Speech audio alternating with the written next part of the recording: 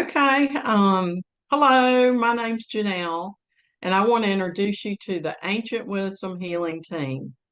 We are a group of folks that exhibit natural and skilled extrasensory gifts and talents.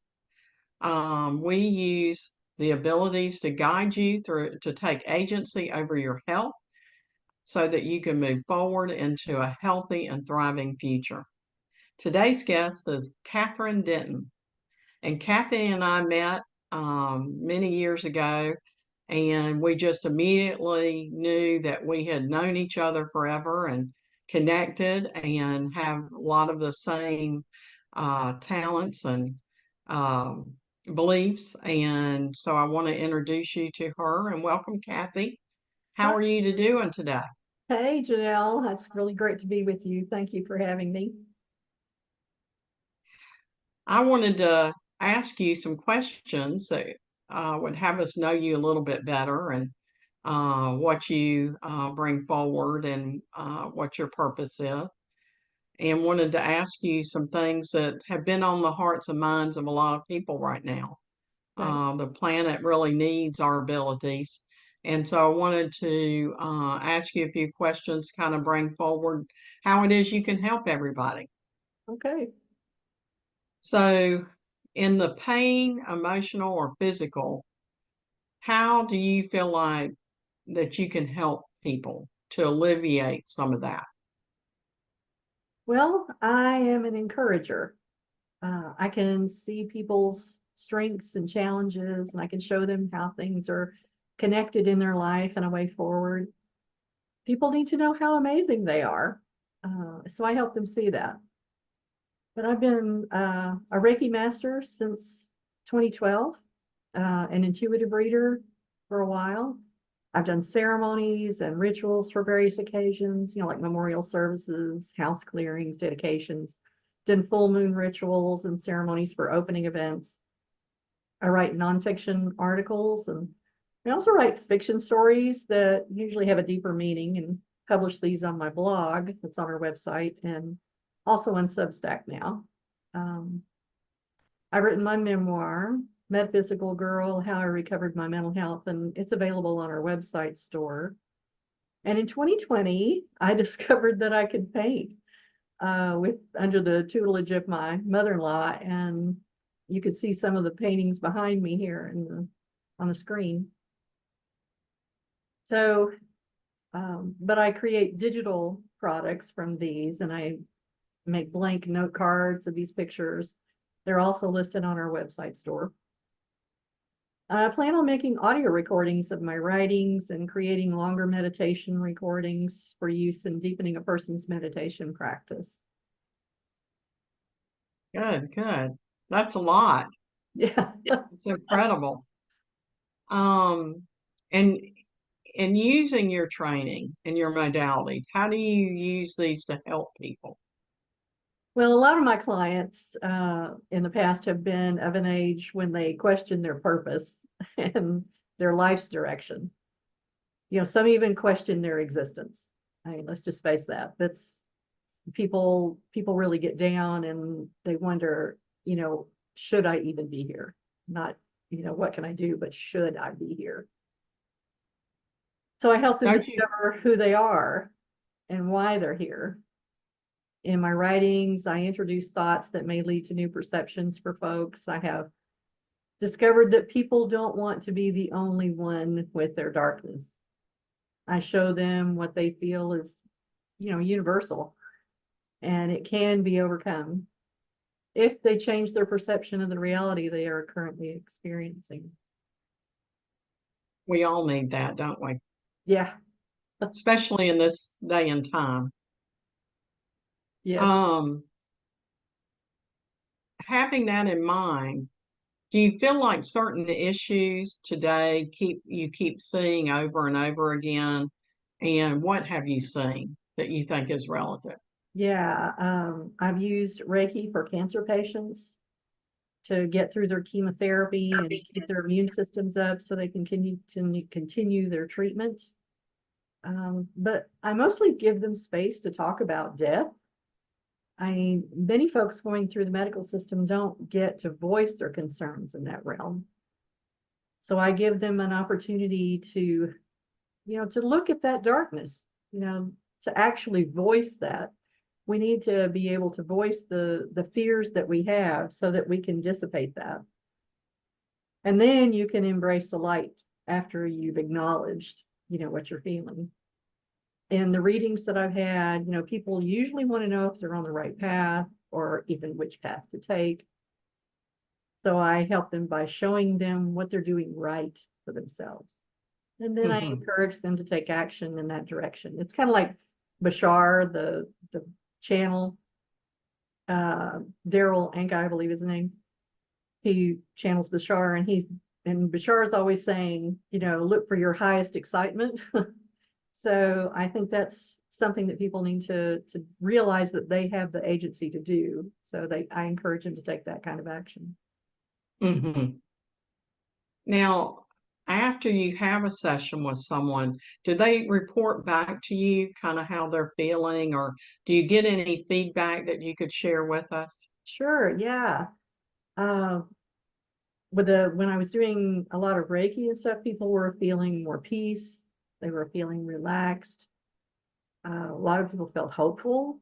That was the comments that were reported to me. And with the readings that I've done, they tell me, oh gosh, they're just amazed at what I'm able to pick up that they haven't shared with anybody. And the comment that I get most often when people come see me is that I have a very calming presence. So I like that. I'm glad that they have that for a few moments with me. Well, good. What is your motivation for helping others? Is there something that you feel like that motivates you to get beyond yourself and to reach out to others and helping? Uh, I guess when I was, before I was 4 years old, my mom told me that I had an invisible friend, and she's Chiquita was her name, and I brought her with me everywhere apparently and talked to her constantly. And I even insisted she have a place at our table when we were eating and stuff. But after I was 4, I began getting messages from spirit. And right around then is when my dad was deployed to Vietnam, and I was the oldest child. So I got a clear message that it was time to go to work. So I've had feelings of wanting to help people for a long, long time. At least since I was 4, probably before that, but I don't have memories of that. So, but I took this, as at 4 years old, I took this as, I'm supposed to help my family because that's, that was my world at the time. So I began looking after my sister. She was 2.5 years younger than I was. And that way my mom could, look at everything else, take care of that while dad was gone. But after a while, I got more instructions from up on high. And at 17, I began having visions of things to come that it was just. So these were the type of things that I guess were my foundation for helping other people. Is like, you got a job to do, and we're going to start building it now. So I guess that's my motivation. It's something that's just been instilled in me since I was small. And a lot of people think that it's just people with our type of gifts. It's just we just have them and they are smooth sailing and it's all smiles and giggles. But a lot of times there's low points in people's lives or they have some trauma or something that actually um, gives them a different perspective of themselves and moves them in a different way. Yeah. Could you talk maybe if that's happened to you? Oh yeah. When I was little and growing up, I just thought everybody could do this, what I was able to pick up and what I was seeing and, just knowing. especially when I started getting visions and things, that I just thought everybody, knew stuff before it happened, which it was a real problem when I found out that, oh, no, not everybody could do that. But when I was small, I was just this quiet child in public, which, if you talk to me now, you're thinking, really? But so like I said, when I was small, sharing thoughts and, my knowings about things, it just wasn't something that I would have done. But people always noticed that things seemed to work out for me. And, they Mm-hmm. tell me I'm just, that can only happen to you, Kathy, that kind of thing. And some of it I'm thinking, you mean you can't make that happen? But so that was the kind of things that were growing up that was happening. But I wasn't explaining to them that I was being directed to make these different choices. And so when I had these visions, that was kind of difficult because things I saw were like accidents and miscarriages, car wrecks, health issues. So those people that I told, that these things were going to happen, they just skeptical or just scoffed and said, you don't know what you're talking about. You're just a kid or whatever. So since I saw some of these things, days, weeks, sometimes years before they actually happened, they didn't connect it to what I had said. And since I wasn't believed, then I stopped sharing for the most part, at least the ones that the vision affected. Yeah. Occasionally I would write them down in my little diary thing, or I would tell a mentor I had at the time or something like that. But in 1998, I got really depressed and I sought psychiatric help. This was going on in my family. Nearly everybody in my family had problems with mental illness. But after I got on all the medications and stuff, things got way worse, way worse. I had to leave my job of 10 years as a nurse for a doctor. And like I said, it just spiraled out of control. And in 2003, I planned and nearly completed taking my own life. That was low. That was the low point there. Mm-hmm. It's like Yeah.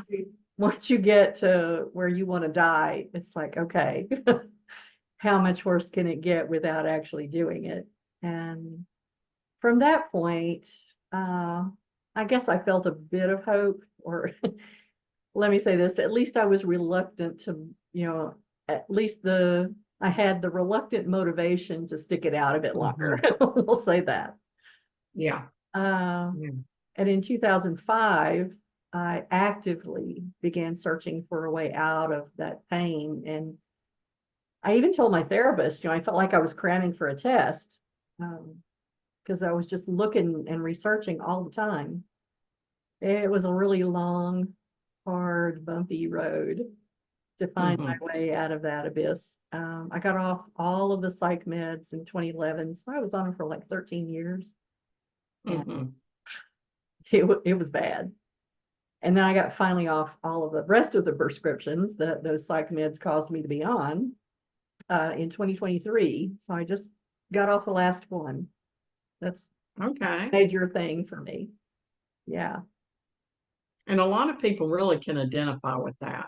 Mm-hmm. But do you view going a little bit deeper, just so it might be a help to someone? Mm-hmm. What do you feel like that during that low point, what did you see what was your light at the end of the tunnel? So that maybe someone else that may be listening might be inspired, rather than um, just awaiting your life to happen and to keep down that dark tunnel. So, what was the light that drew you out? Uh, the day that I poured those pills in my hand and nearly took them, I was standing in the kitchen. Nobody was home.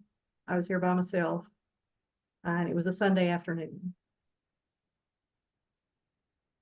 And I had, the glass of water, the pills and everything, and I was standing there, and I happened to look up as I was taking that breath before I popped them all, I saw a drawing that my daughter had done, and it was on the refrigerator door.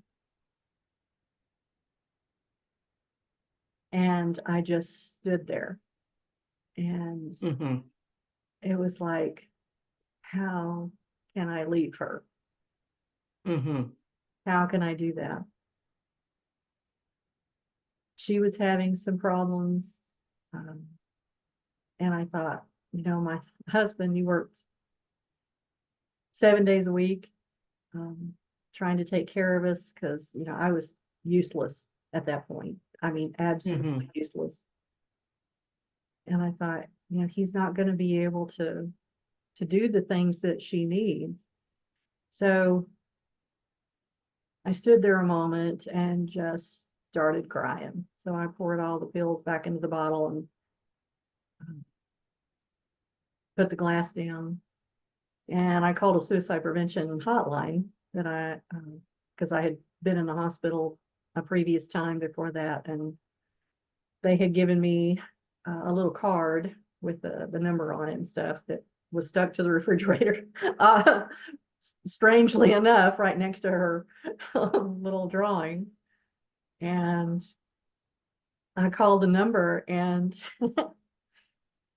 they said, suicide prevention hotline, can you hold? And I'm thinking, hold? And I said, sure, And then the line went dead. And I'm thinking, what in the heck happened here? I mean, can this get any worse? Here I am Yeah, yeah. ready to do it. They're telling me to hold, and then the line cuts off. So I just stood there, and since it was just so ironic, I just could not believe what happened. I just stood there and started laughing. I mean, I nearly wet my pants and started laughing so hard. Thinking, this is crazy. So That's right. after I finally got my breath, I called my husband and I said, honey, I need to go to the hospital. He didn't question anything. He says, okay, can you hold on till I get there? And I thought, yeah, I can do that. I can hang on. Yeah. And he came and took me to the hospital. So I think it was that moment of seeing her drawing and then laughing at the sheer ridiculousness of everything in that moment, that it's like, okay, that's deep enough. Let's let's Mm-hmm. let's head up. Let's head to the light. Yeah. You got to do something different now, because the way things were going it wasn't something that was sustainable anymore. Mm-hmm. So that was my moment that really brought it out of me. So fast forward to that point, Mhm. to the point where um, maybe you had a mentor, or um, what kind of assistance did you seek out to kind of be who you are today? Okay. Like Yeah. how did that go by? How did that happen? Well, I was a avid reader, so I read a lot of books. I mean, I went to used bookstores, I went to the library, which the library didn't have a lot of what I really needed, but there were a lot of other things out there. And, by that time we had a computer and I was ordering things online, much to my husband's, I was having to use his money and the disability money that I was on and that kind of thing to find a way out of this. So I was reading a lot of books. I didn't know how to look things up online at the time as well. It was still kind of new to me. But, some of these books, they just led me, they were on spiritual and health type issues, which is what I started out with.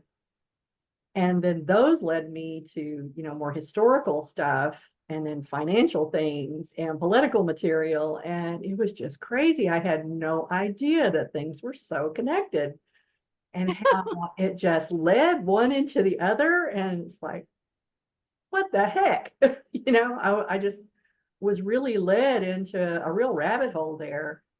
Of course, there's some things that you gotta discard, and some things that you have to really discern about to find out, okay, what's helpful for me and what's just, stuff that's out here that's kind of interesting to know about, but it's not going to be something that's relevant to what I needed.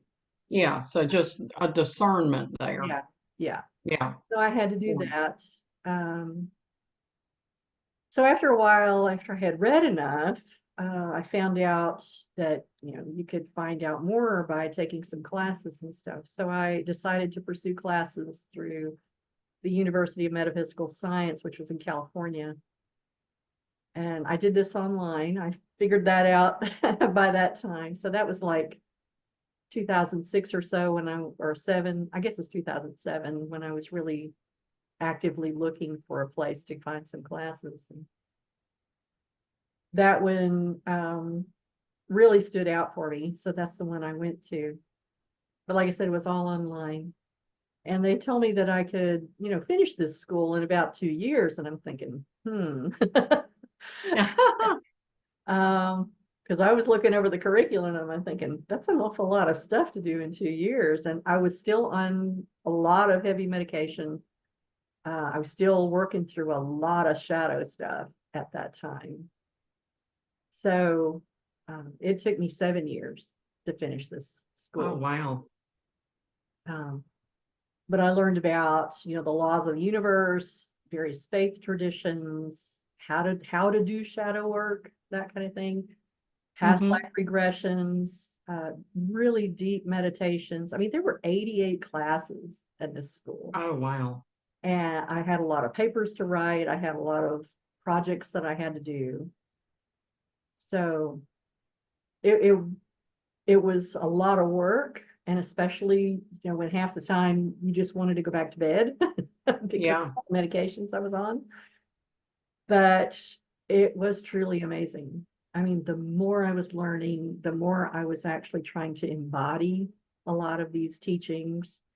I was getting better and better. I was having less and less medication than I needed. So it really helped me.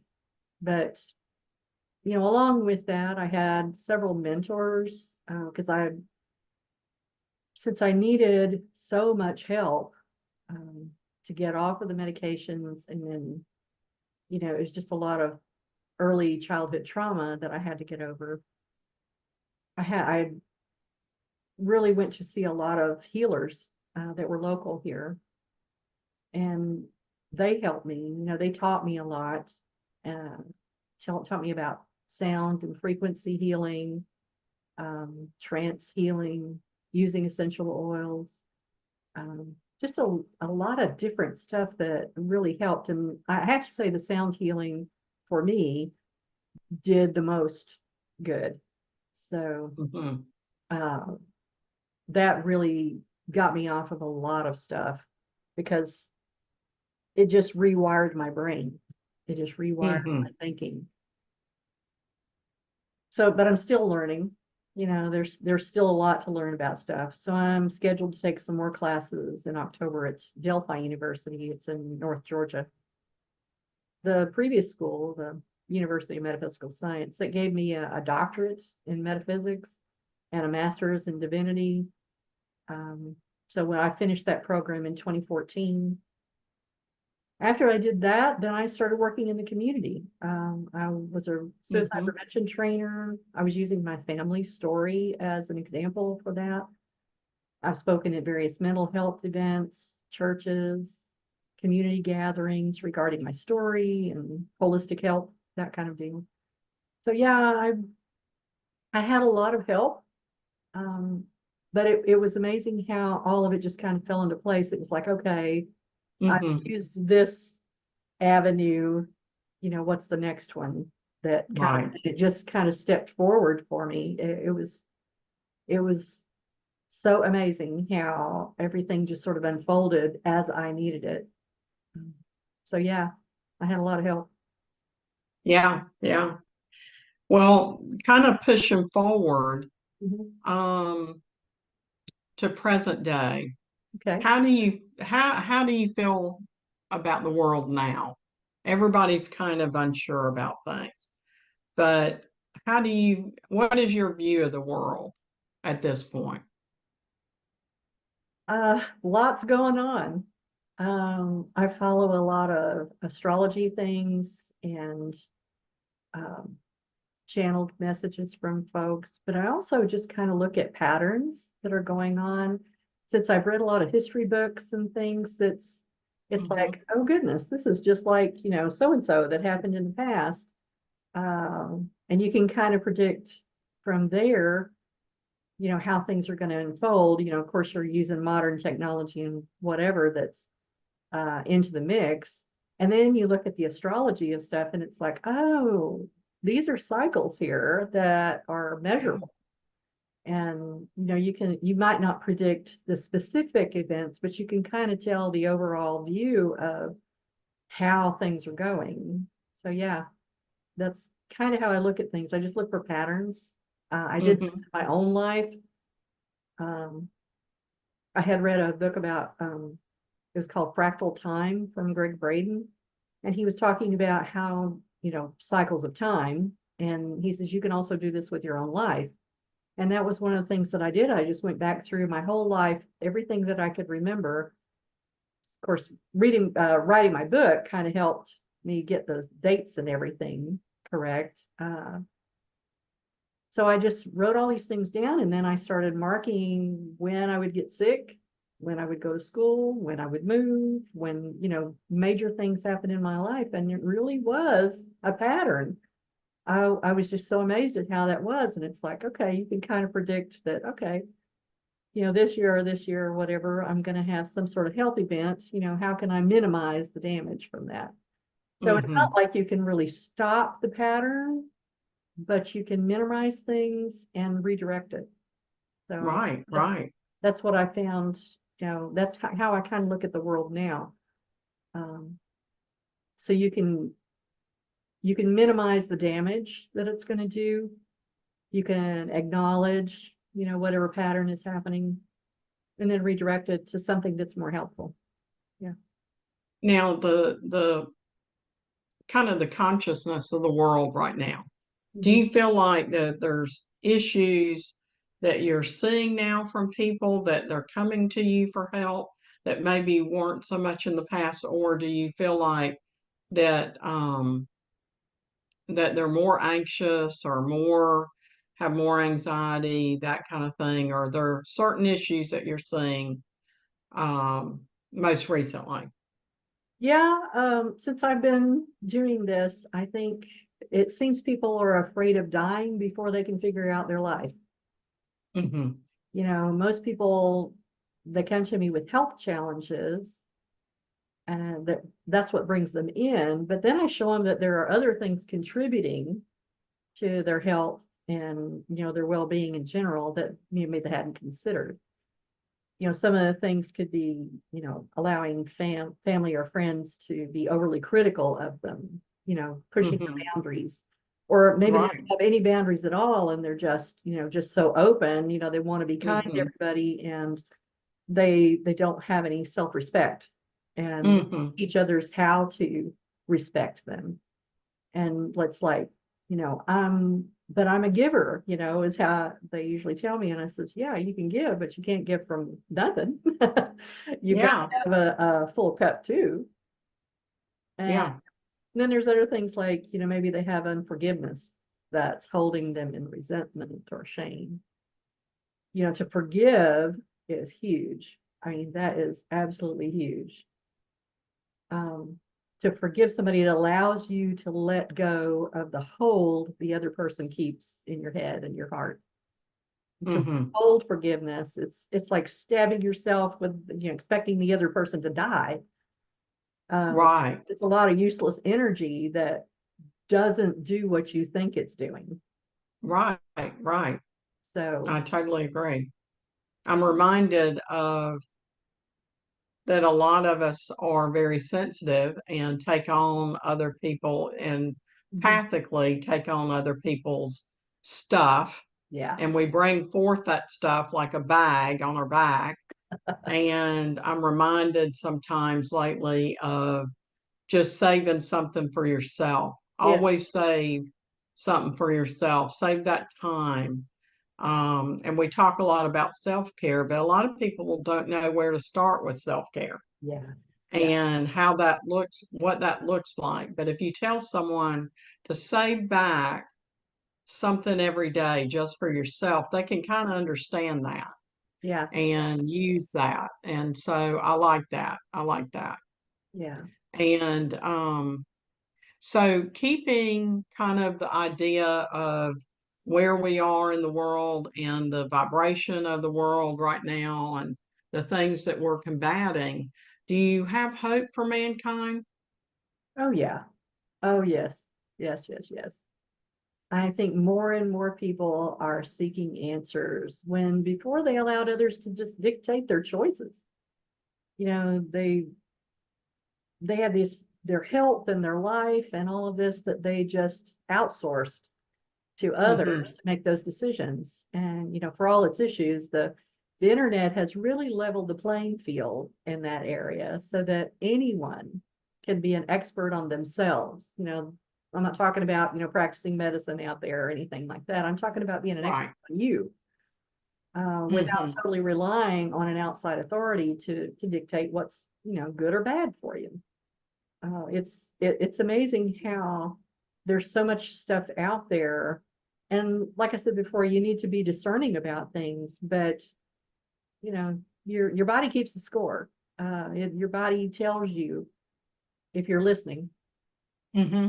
to what's going on. Oh But yeah. yeah, there's a Yeah. lot of hope out there. That's good. That's good for all of us. Yeah. And let me see. What do you see with all the teachings and the kind of mentoring and that kind of thing that you've had over the years? What do you see the future of holistic therapies and natural and spiritual modalities? What do you see as a future for that? Um, those type of practices. Do you see that increasing or it coming out more, that Mhm. it's not so hidden? What do you see happening? Well, I think Western medicine has, for the most part, it just doesn't look at root causes. Um, and this isn't to disparage, you know, Western medicine in the whole thing. You know, I don't want to throw the baby out with bathwater here. But they just don't look at things in a holistic sense, you know, for the most part. There are certain practitioners, doctors and therapists and stuff that do have that, but it's not part of their regular medical training.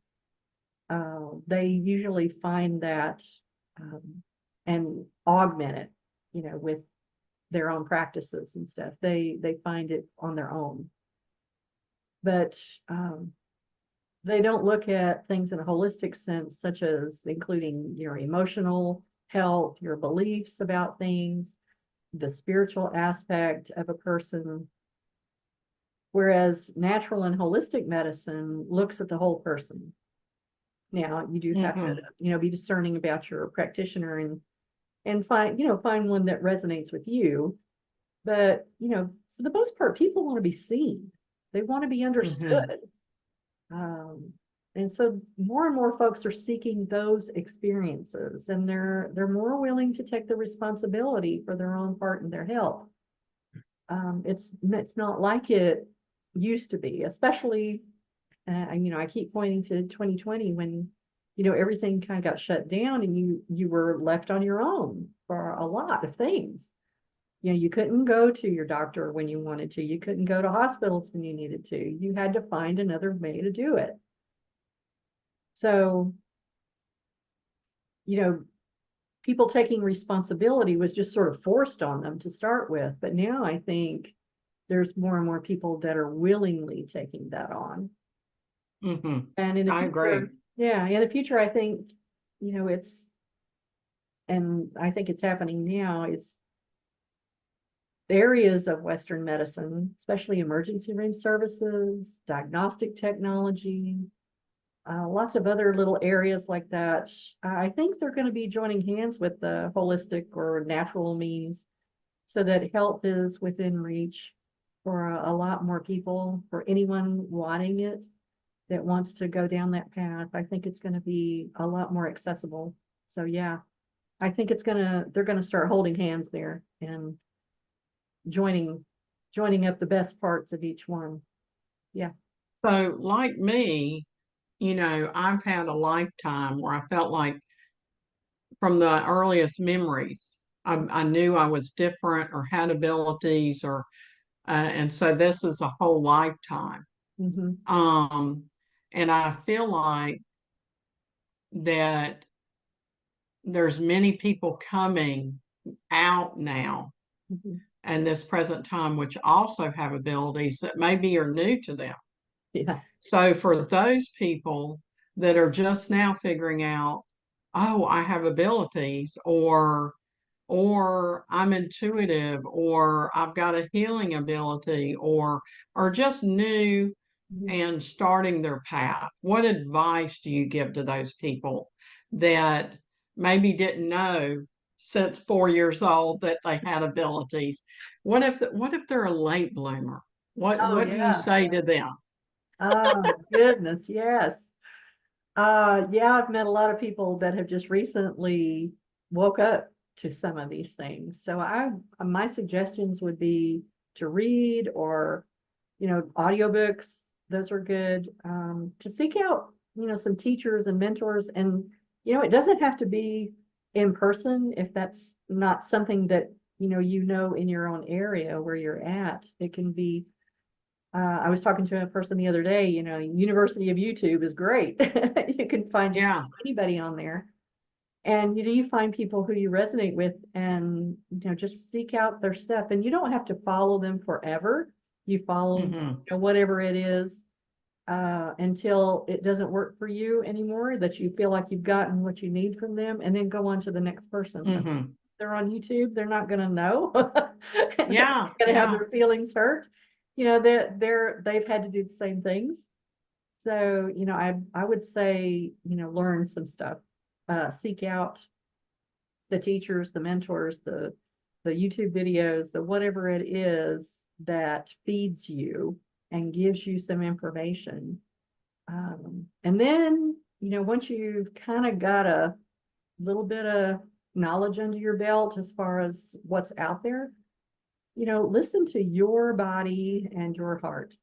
Um, Mm-hmm. that's going to tell you more things than anything. And some Yeah. teachers can show you how to do that, um, because your body and your heart knows things.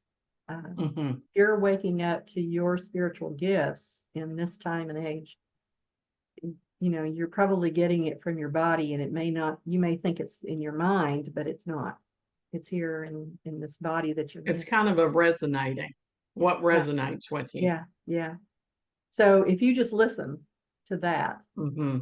and feel that and discover what it's telling you, I think that's gonna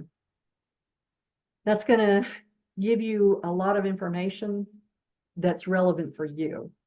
You know, just because you're getting all this information and stuff and you're finding out about yourself doesn't mean you go out there and you're, this teacher and this guru and whatever. Um, Figure yourself out first. And Mm-hmm.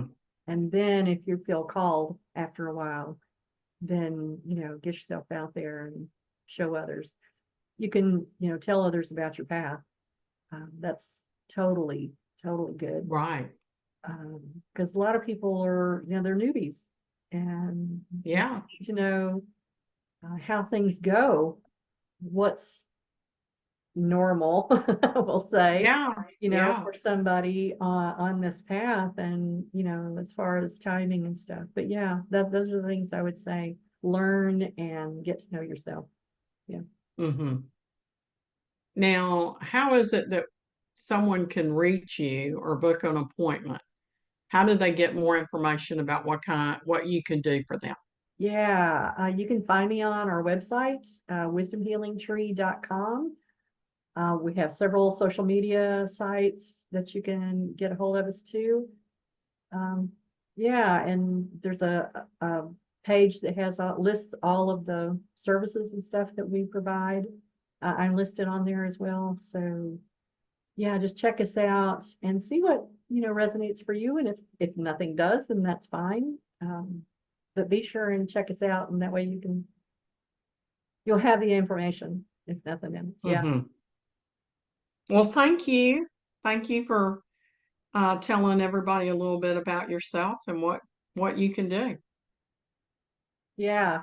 Well, thank you, Janelle. I really appreciate you talking to me and, dragging this stuff out of me so that I can share it. Yeah, yeah. Uh, So that's good. yeah. That's good. Well, I'm so glad that you have chosen to walk down your path with truth and that you've discovered all this about yourself. All right. Thanks, Janelle. Okay, bye bye. Bye.